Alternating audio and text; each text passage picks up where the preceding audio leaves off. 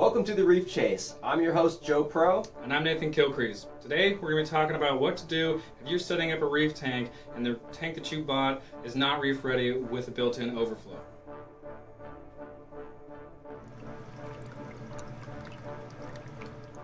So the tank that I currently use for my reef tank was previously for my 75-gallon African cichlid tank that I used. And since this was not reef ready and didn't want to buy a new tank, I chose to go with the hang on the back overflow route. So if you don't want to come home with a lake in your living room, then we strongly suggest going with a reef ready tank with an overflow built in. But if this isn't in the books for you, then we suggest going with the hang on the back overflow that has a pump built in. This way it minimizes the chances of your tank overflowing. Action!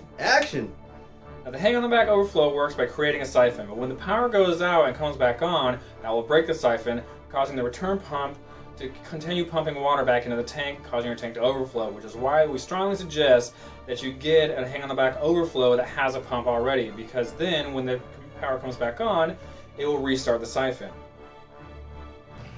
Now the overflow that I chose to go in my system is a CPR CS90. This overflow is rated to do 600 gallons per hour. It also has two knobs which allow you to adjust the overflow.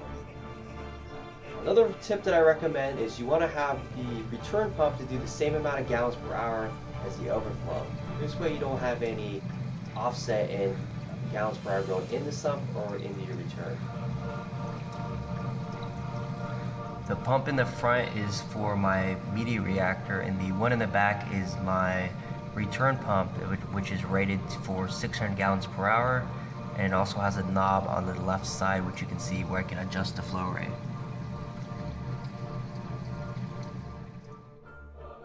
Now the negative with the hang on the back overflow is that you will need to check the pumps about every 3 months, because they will get clogged up with coralline algae and other debris, causing it to fail and causing an overflow, which you definitely don't want. Whereas the built-in overflow reef-ready tanks work entirely on gravity and will never fail.